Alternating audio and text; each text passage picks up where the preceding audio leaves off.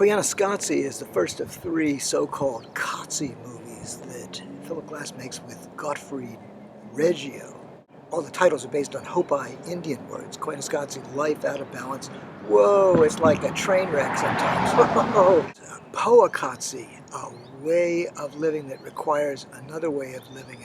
And Nakoikatsi, having to do with technological angst.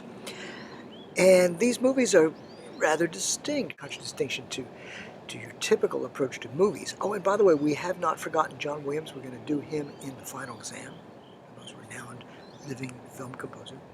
But your typical approach in a movie is the movie's shot. There's usually temp tracks. The director lets the composer know what kind of music he's dealing with. Of course, sometimes the temp tracks are so appealing. In the case of Stanley Kubrick's 2001: A Space Odyssey, the temp tracks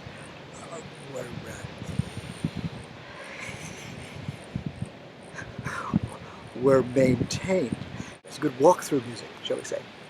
And then the film composer's out of a job. In the case of the Cozzi movies, Gottfried Reggio and Philip Glass worked so closely together. They were out in the field together, and sometimes, evidently, Gottfried cut the film to agree with Glass's music. It's almost a cinematic continuation of the sort of values that you found in the trilogy operas, which are that they're nonlinear. Well, there's a certain kind of linearity to it, but there's no particular story, no words. In all of Einstein on the Beach, by the way, the only texts are solfege syllables, and by the way, it's fixed do, Juilliard school type, Megan McCullen will be pleased, and counting. And then there are several spoken texts by an autistic young man named Christopher Knowles, who was a friend of Robert Wilson's. And that's it. The texts for Satyagraha are in Sanskrit, and those of Akhenaten are in ancient Egyptian. So it takes a while. Glass writes numerous operas, quite a number of operas, after the trilogy. He finally does move his way back to English, but that's going to take a while. Now, that's kind of an operatic tradition, too, when you consider that the English couldn't get enough of Italian opera written by a German, right? They can handle. Anyway, the three Cozzi movies. So the second one, Poakatsi, a way of life that requires a change of life. If the first movie, Corigliano, is sort of about the contemporary human world colliding with the beauty of the natural world, the second is kind of the so-called first world, industrialized, technological world, interfacing not always positively with the less developed world, the more natural world, the third world.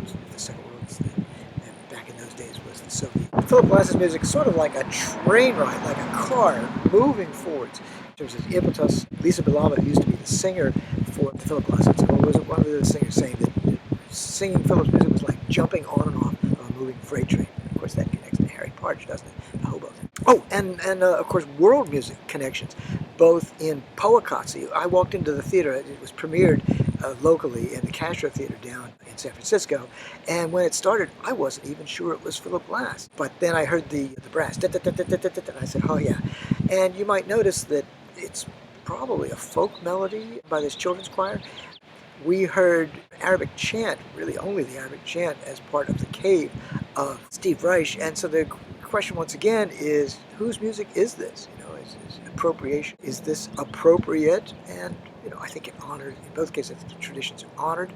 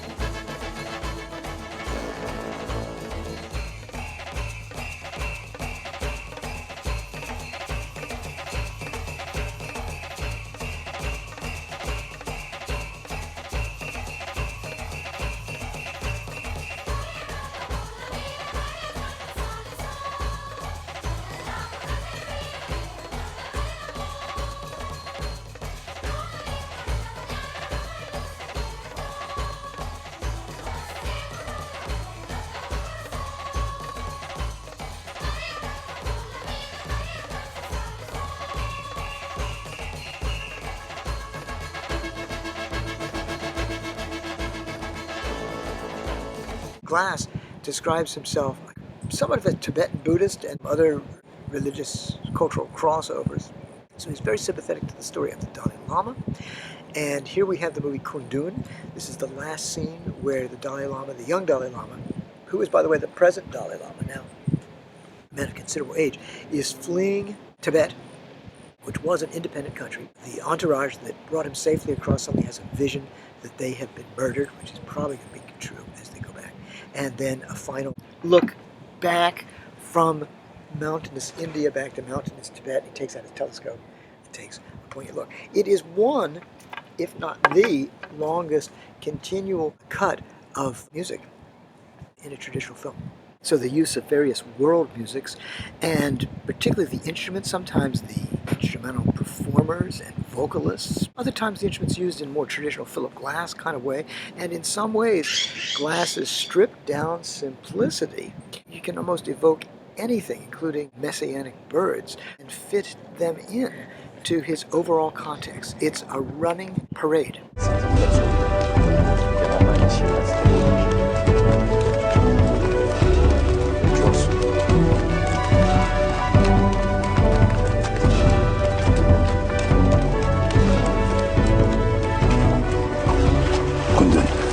You must walk to India. We have won.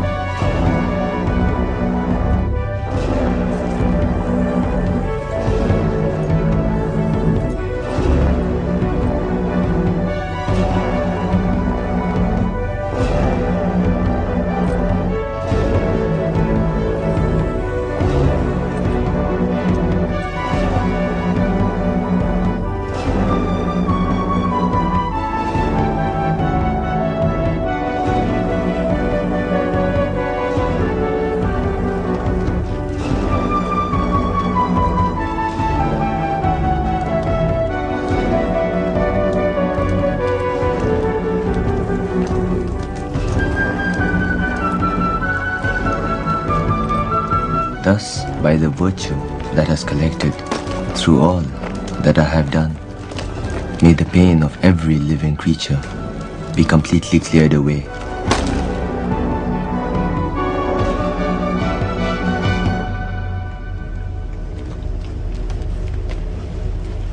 With all respect, sir, may I ask, who are you?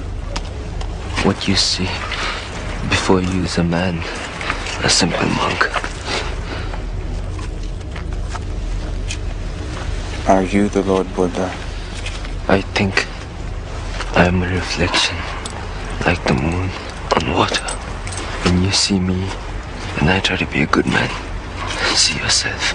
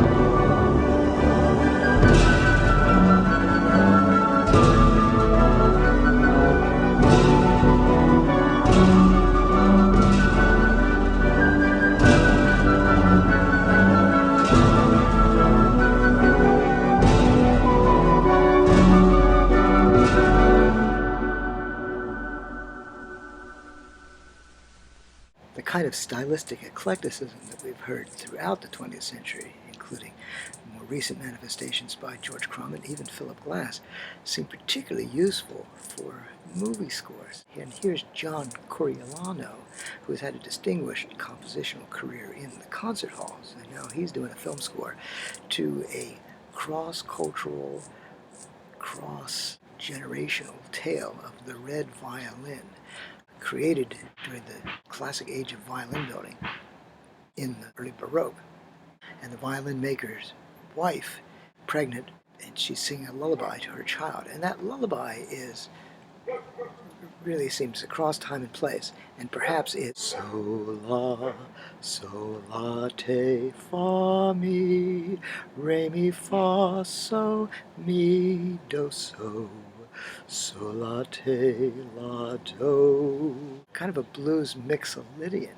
That theme is transmogrified through the centuries to present day as the red violin, and the violin is red because there's a tragedy involved with the child. As the violin maker is finishing the varnish, he includes a particularly magic fluid. And as the miscarriage is occurring, or as the miscarriage has occurred, a young boy runs across town, and it's chase music. In a sense, he's been chased by his own urgency, the caccia, and you'll hear part of the variations. And it's historical. It speaks more to contemporary times than to the Renaissance bell tower that he passes.